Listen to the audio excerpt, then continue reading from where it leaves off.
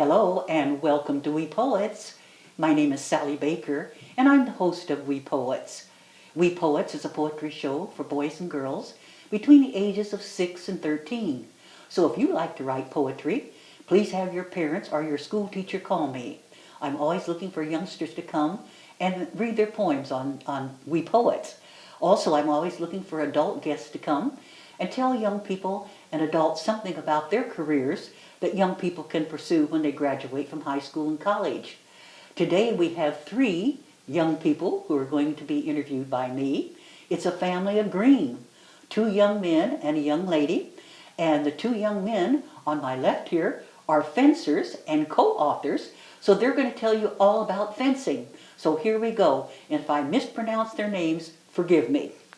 On my left here is Yes. Umi Green, and his brother, Jabril Green. Yes. Good, glad that got those right. And your sister's going to come on next. So let's start out with my first question here.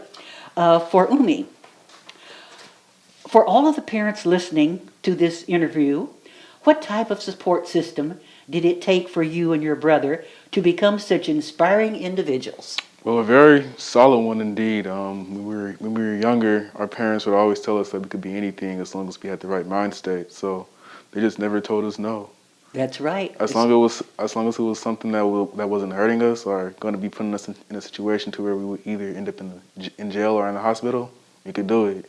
You could do it. Yeah. And I know your mother and father were good role models for you. They sure were. And how about your grandparents? Oh, my grandparents were excellent role models as well. Wonderful. What did the grandparents do? My grandfather, he works for the post office, but he would always support us, like going to fencing tournaments and stuff like that. He would hand us money and stuff and help out. Wonderful, Yeah. wonderful. And now for you, my first question is going to be, what is fencing? Well, fencing is a sport where you're trying to score touches but not get touched. Could you elaborate? Yeah, I can elaborate that. So during a fencing match, I'm trying to score and get touches on my opponent, but you also can't get touched while doing that. I see. And let me explain a little bit more of fencing. So the fencing we do is épée. You can hit anywhere in the body. There's three types of fencing: épée, foil, and saber. And in foil and saber, it's a thing called right of way.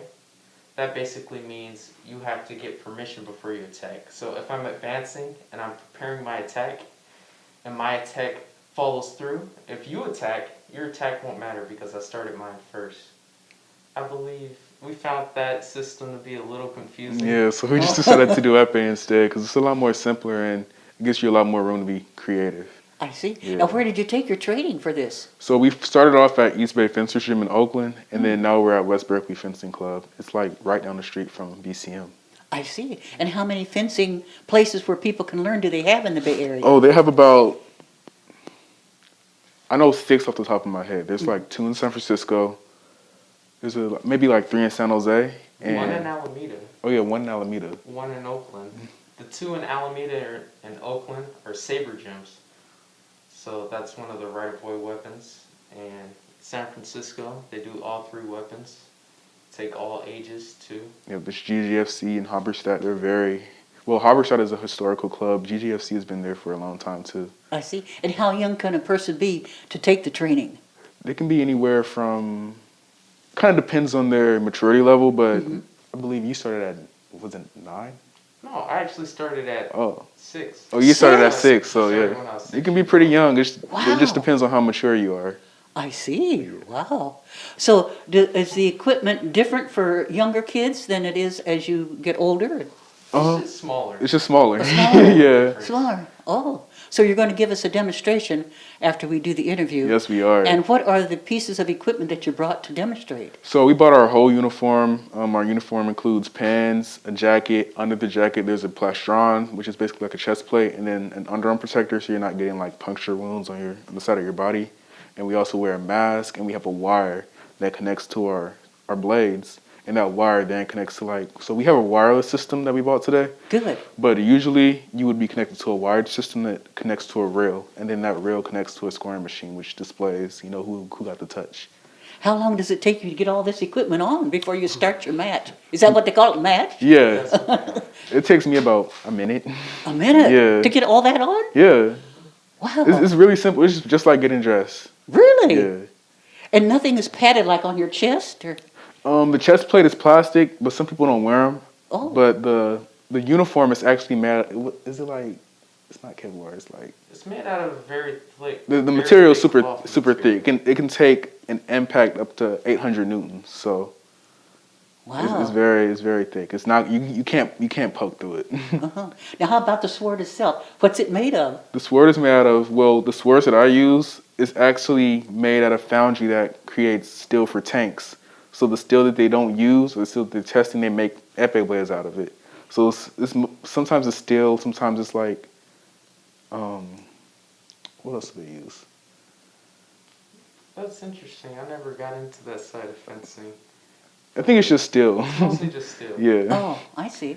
So you're both into two different kinds of fencing, right? Oh no, we No, do we the do same the same thing. Same, oh. Yeah. It's just some people dive deeper into that. Like one of Oh. the fencers we look up to, his name is Curtis McDowell.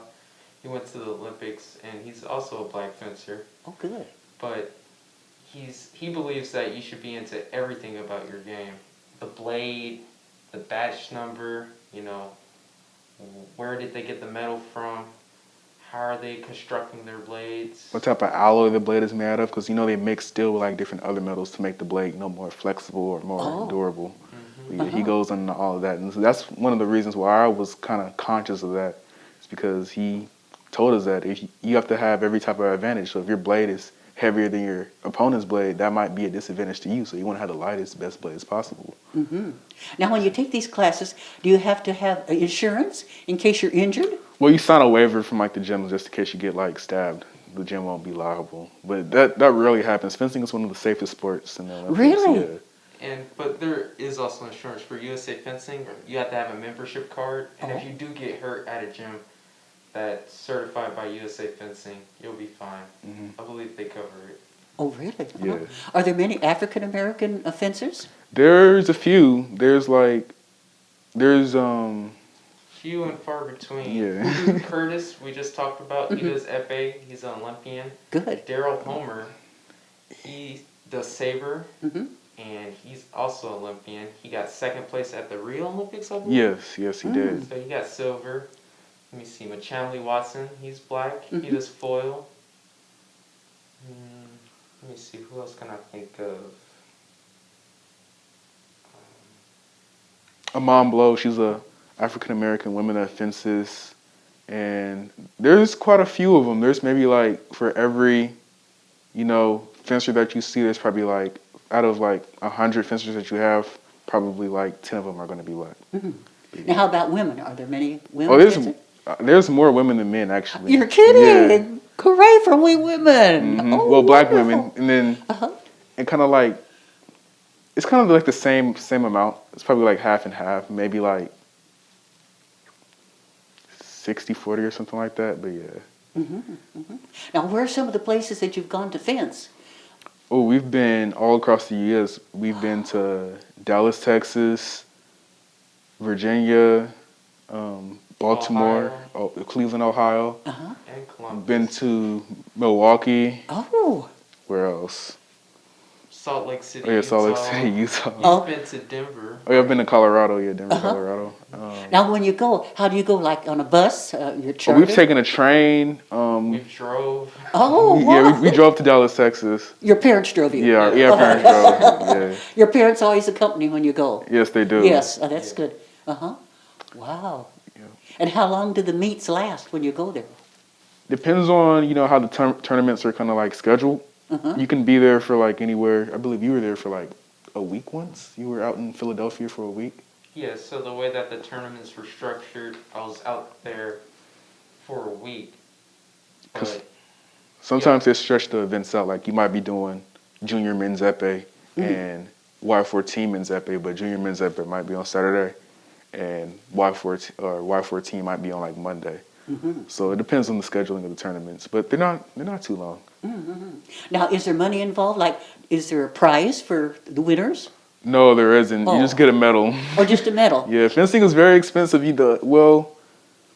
Yeah, fencers don't make a lot of money. Oh. But it's a very You expensive better have sport. another job. Yeah, better. A lot of fencers are like engineers and doctors, so there's a lot of networking in fencing too. You can meet a lot of people. Oh, can imagine. Yes. Yeah.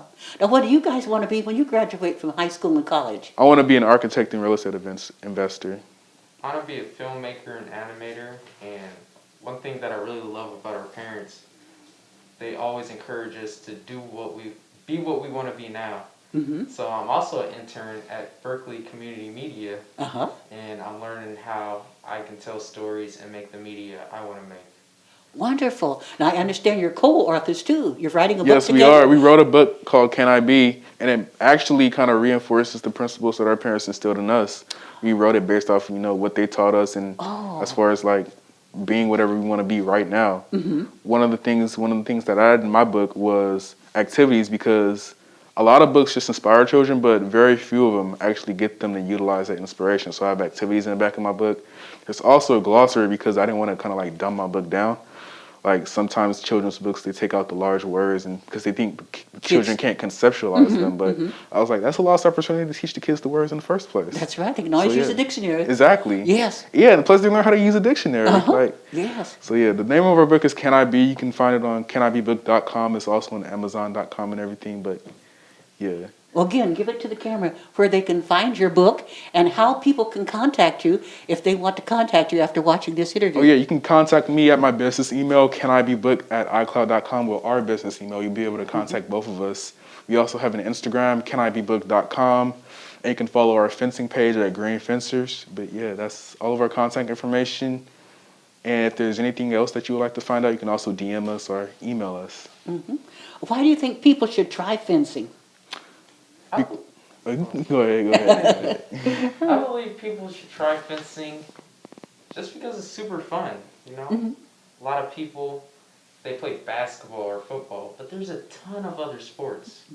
I actually was in a sports competition called All Around Champion, Mm, and I got to participate in some amazing sports, good. like, skiing, snowboarding.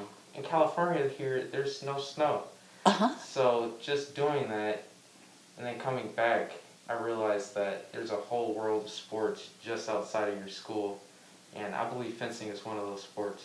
Great, great. It sounds like you guys are very busy. Yeah, You're we so are. young now. You've got the future ahead of you. Right. So what advice especially would you give to young black men?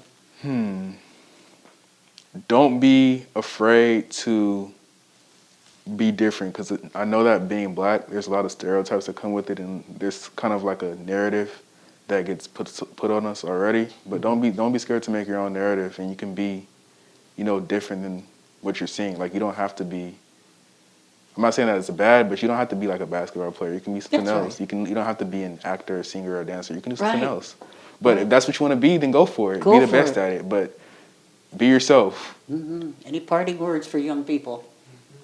My advice would be don't be discouraged and don't let people discourage you. This world is full of opinions and just tons of opinions, Form Yes. your own opinion. Follow Have your your own opinion. beliefs. And if you believe something, and like when we said it, he said the best, if you want to go for something, just go for it. And have role models. That's true. Definitely. Role models. Look up to people that are succeeding and doing things, Right. Don't go with the crowd that's into bad things, Right. So before I end our interview, again, would you like to put out the name of your book and where people can contact you on the internet after they watch this program? Yes, after this program, if you're interested in contacting us, you can contact us at canibook@icloud.com. And if you're interested in purchasing our book, you can go to canibook.com. Once again, it's canibook.com, and you can contact us at canibook@icloud.com. And again, give us your names again. My name is Umi Green. I'm Jabril Green. Good. Well, I want to thank you both for coming, and we're going to have a demonstration now and see what you guys can do Yeah, I and can't wait. inspire other people to go into fencing. And Definitely. we're also going to hear from your sister. Yes. You're a family of sports people, aren't you? We are. Well, keep up the good work. I'm so proud of you. Thank you so much. And now, boys and girls and ladies and gentlemen, stay tuned. Now we're going to see some fencing.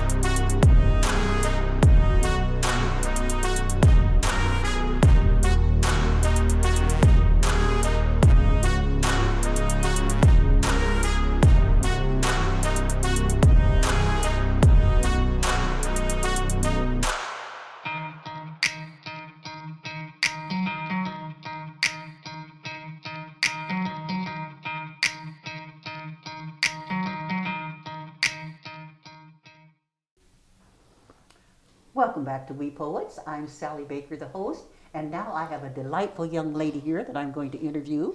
She is the sister of the two young men that you just heard, and they're outstanding, and she is too. So here we go. Hello, young lady. Hi, how are you? Good. Would you please tell the people who you are, please? My name is Sumaya Noureddin Green, and I'm 14 years old. Great. And you're an inspiring actress, right? Yes, I am. Tell us all about your background of wanting to become an actress, a performing artist. Okay, well, I first started doing performing arts when I was 4 years old. I actually didn't tell my parents. They kind of saw that I was always dancing around, so they enrolled me in my first musical, which was The Princess and the Frog at Kids and Dance, Oh. where I played Louis the Alligator. And your long tail Yes, costume? yes, I remember the costume. That was an interesting experience because it was my first show. I had a solo and everything, and I was the only person with my mic cut off, so they couldn't hear anything, and my parents weren't happy about that. But I learned my most important lesson, which is to project always. So Everything happens for a reason. It does. Did you find out why they cut your mic off? No, I think it was an accident. I don't think they meant to cut me. Well, I hope not.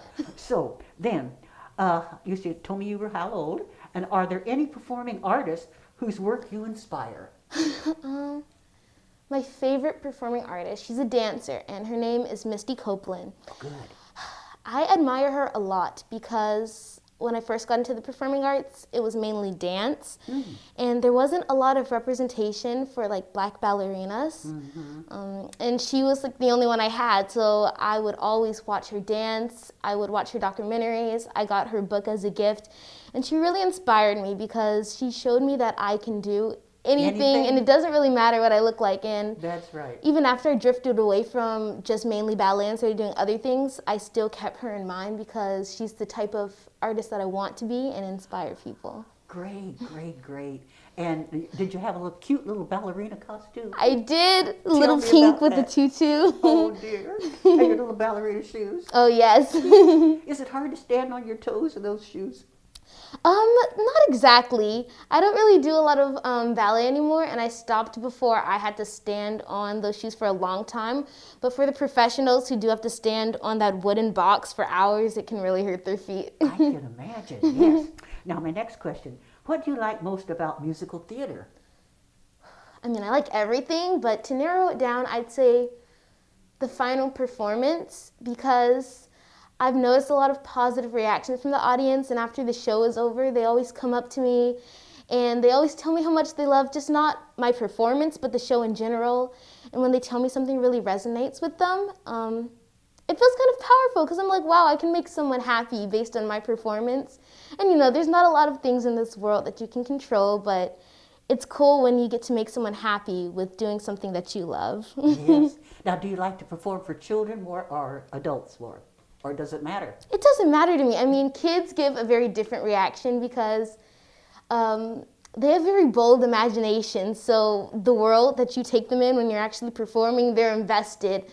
And they're very vocal about everything that they liked. But adults, I like them all. Anyone. Good, good. Now, do your parents dance?